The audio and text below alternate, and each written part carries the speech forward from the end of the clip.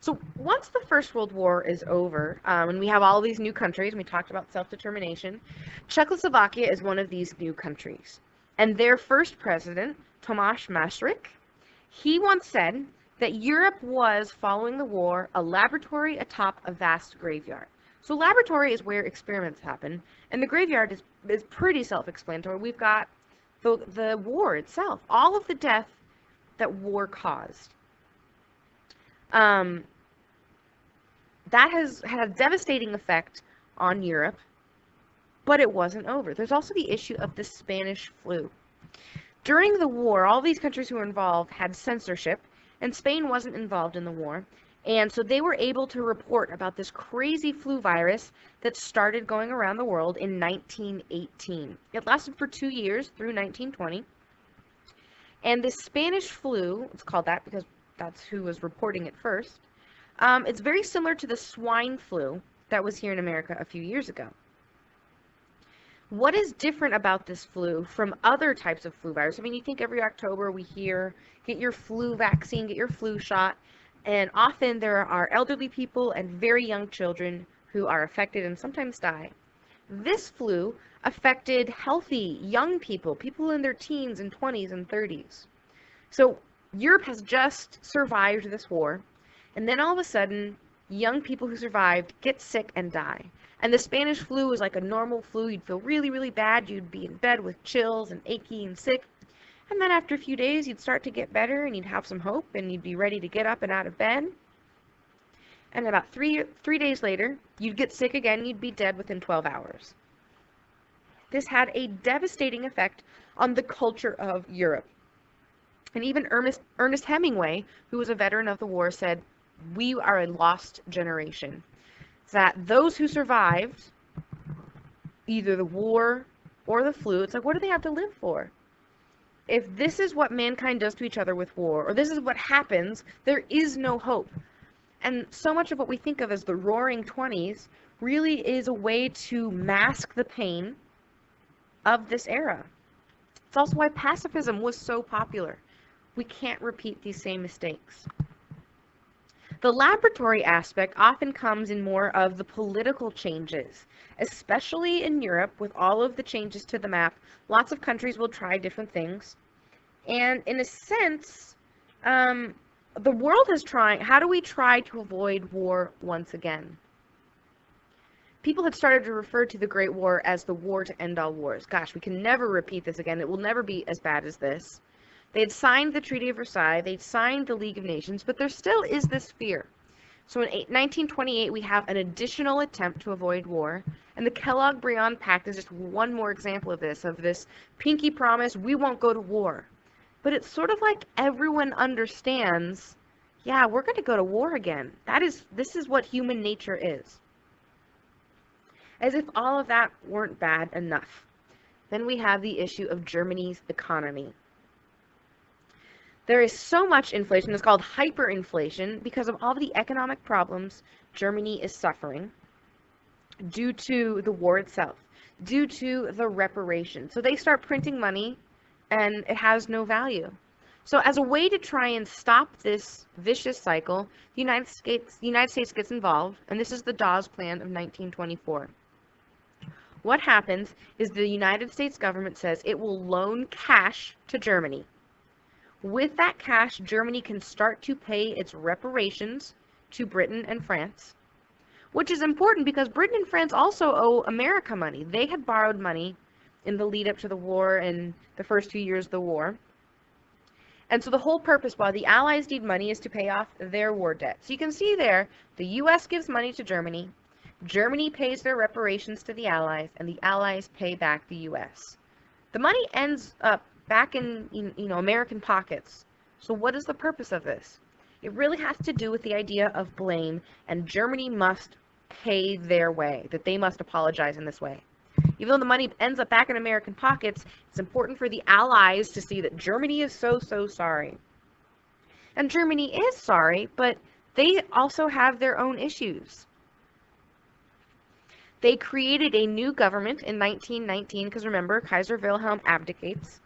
So they established the Weimar Republic, and it's named after the place where these documents were signed. Rather than an empire and a supreme leader, they go back to a republic, meaning representation and elections. Listening to the voice of the people. So we've got the president and the chancellor, and the Reichstag, which is the name of sort of the Congress or the representational body. It's also the name of the building. So just like in Washington, D.C., Congress can refer to the people or the building. So this is the Reichstag building in Berlin. And like any republic, there are opposing viewpoints. There are political parties, all trying to make sense of this new kind of Germany. And it's not always entirely simple. This is part of the experiment. One example we see of this is in Munich in 1923. There's this small little political party who gets in a fight, or a putsch it's called, in a beer hall. And they were trying to take over the election in Munich and win over their section of the city for their party. They end up losing, but it just sort of shows that not everyone is thrilled. That lots of people are looking for different solutions to the problems that Germany has. In the 1920s, Germany has this economic instability. Again, because they already have the war debt from fighting the war, and now they must pay the reparations, and they have lost much of their ability to make money. But with the Dawes Plan, things start to look up. Germany starts to feel like it has its identity back. And even in 1926, they are allowed to join the League of Nations. So this is a huge deal, that this organization based on world peace and avoiding war is allowing Germany, who brought the whole world to war because they accepted blame, they now are allowed to be part of the world community. This is a big deal for Germany. They sort of feel like they're getting their groove back, and we see that partially with culture, with the emergence of unique German styles of art, like cabarets. Germany feels like, you know what? We signed that document. It's caused a lot of problems, but we are actually proud to be German. And then it all goes downhill. In 1929, the stock market in New York City crashes, and this causes a global depression. So in America, if the stock market tanks, if the economy tanks, that means America no longer has the cash to continue loaning Germany money.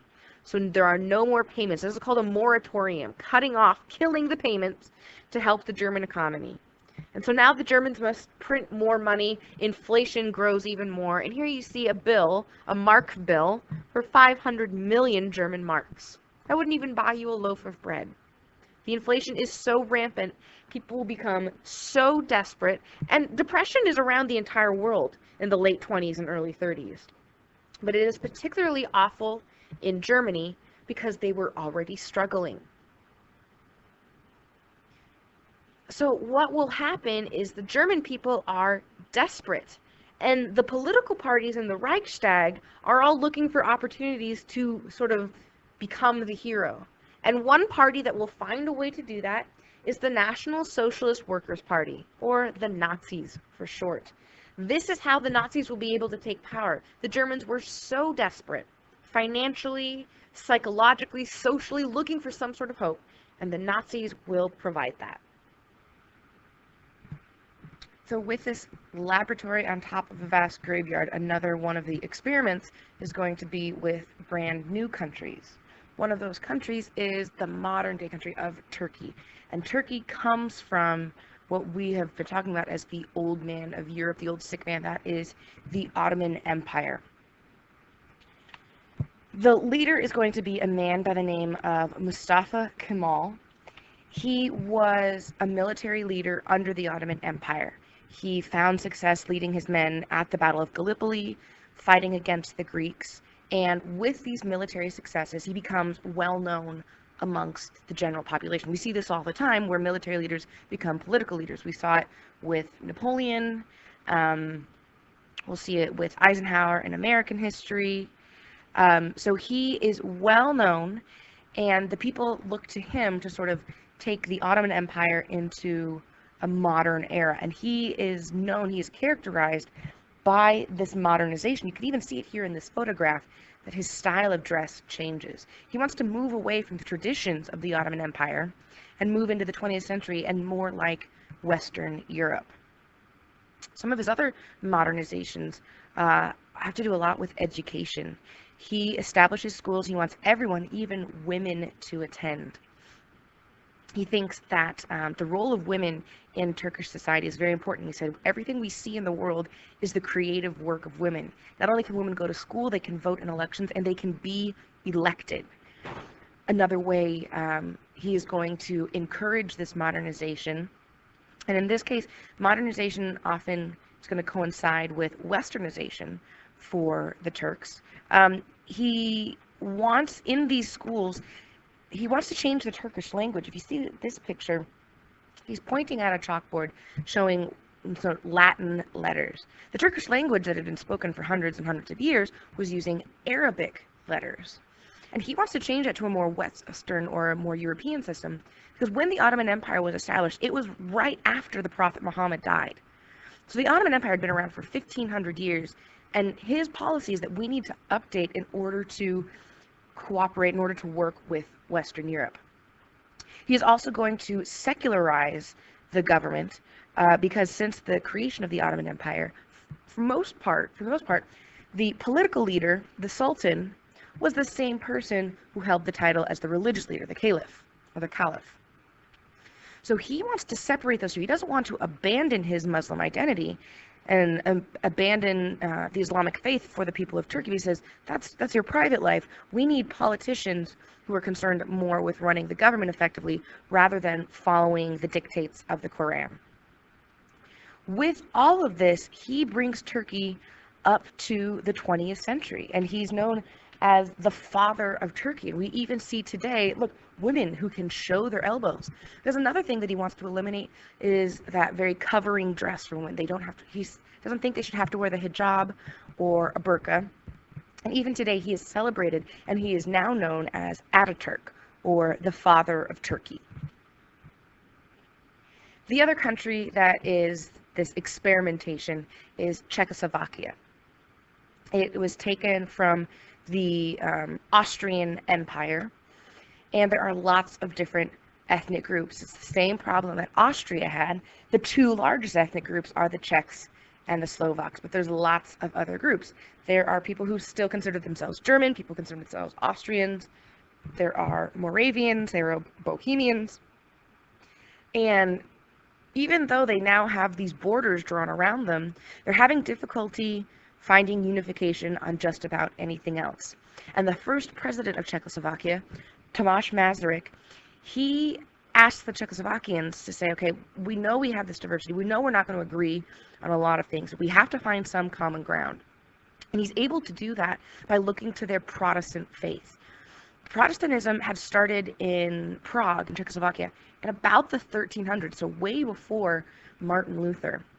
And he's able to say, okay, we have to use this faith background, we have to use our Christian principles as the common ground that will bring us to the discussion table. And then from there, we can work towards other political discussions.